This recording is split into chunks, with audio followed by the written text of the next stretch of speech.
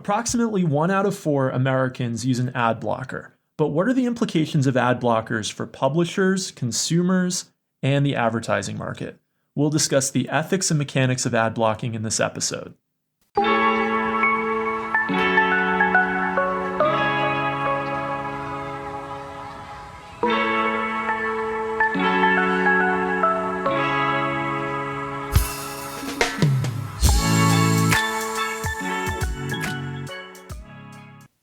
Welcome to Kopec Explains Software, the podcast where we make computing intelligible. In this episode, we're going to discuss ad blockers, and maybe a lot of you listening use one. In fact, in the United States, 1 out of 4 consumers uses an ad blocker. Web browsers have also started to have some kinds of ad blocking technology built in. We're going to discuss how ad blockers work, and we'll spend a lot of time discussing some of the ethical and business implications of this technology. I think we should start with a little bit of information. What do we mean when we say ad blockers? Well, we're all familiar with advertisements when we go to a website, and ad blockers basically stop you from seeing those advertisements. That might mean that nothing appears where the ad was supposed to appear, or it might mean the web page is actually slightly reconfigured, so it's more put together where the ads would have been. But regardless, you basically just don't see either an autoplay video or an image or a banner ad or even some textual ads that you otherwise would see if you didn't have the ad blocker installed. And I use the word installed loosely because not all ad blockers actually are on your computer. And we'll get into that in a couple minutes. How are ad blockers typically delivered?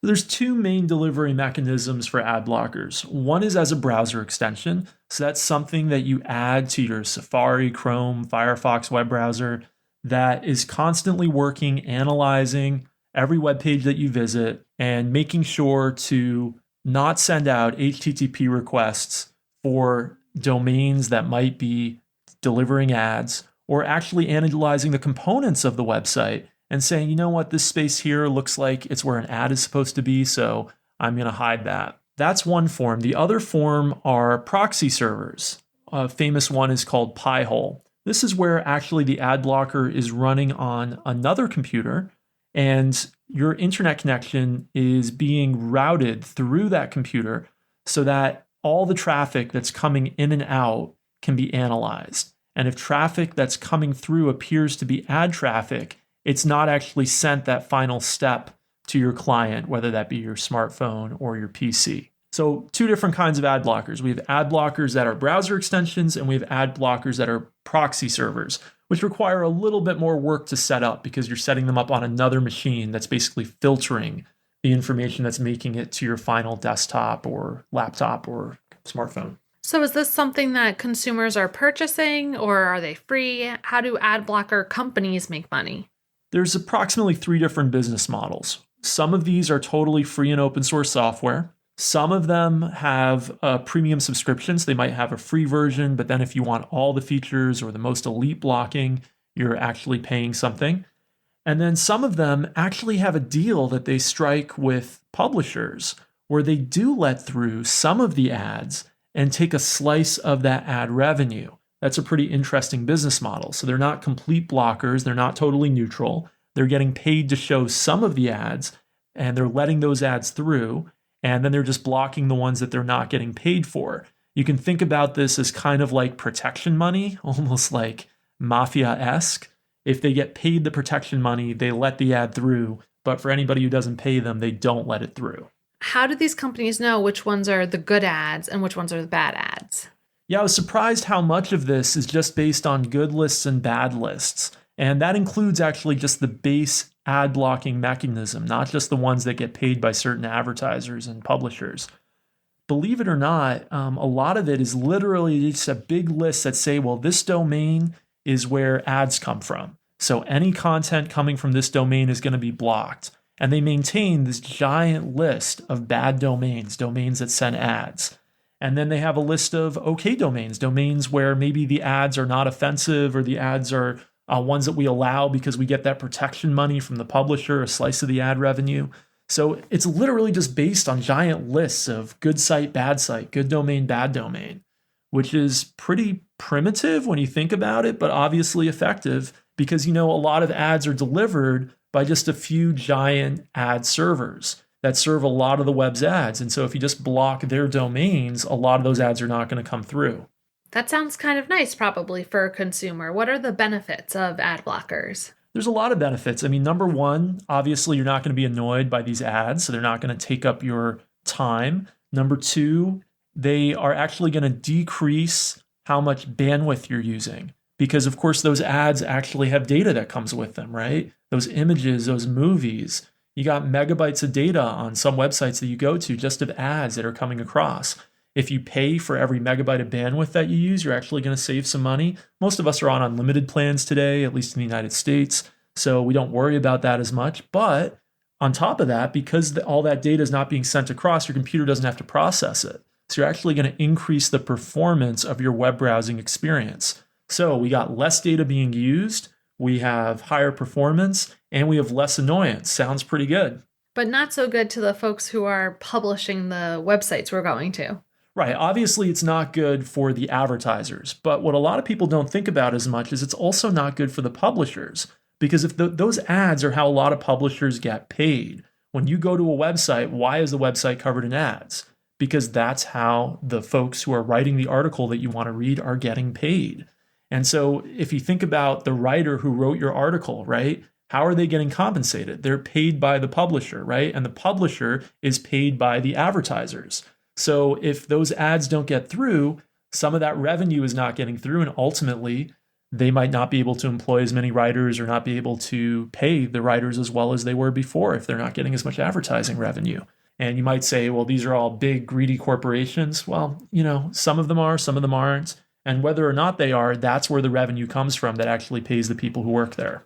And while there are ad blockers, there's also been shifts in what's allowed by the web browsers, built in already. Right.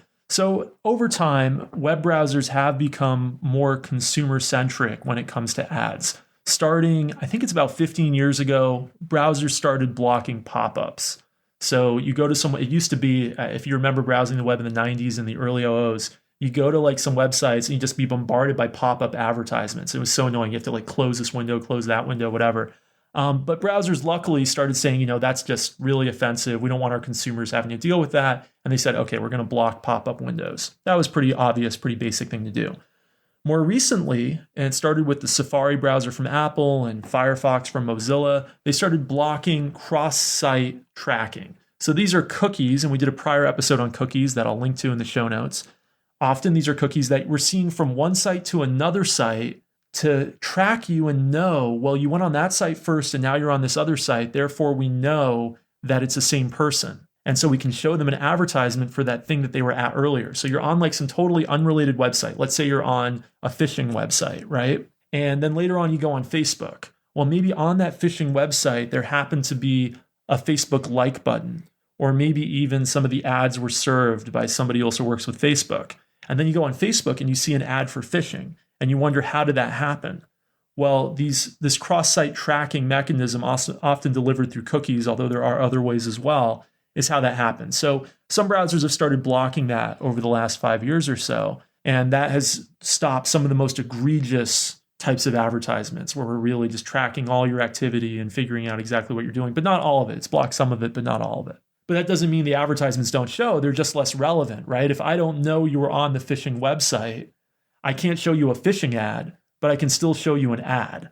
So it's not a mechanism to eliminate advertising. It actually makes the advertising less relevant, which you might say is not actually a good thing for you in some ways, because wouldn't you rather see ads that are actually things you want to buy? Might be good for your wallet. Right, rather than just random things that maybe you don't really want to buy, right? And it also is therefore worse for the publishers too. It makes the ads less relevant and therefore less valuable. Less people actually click on them.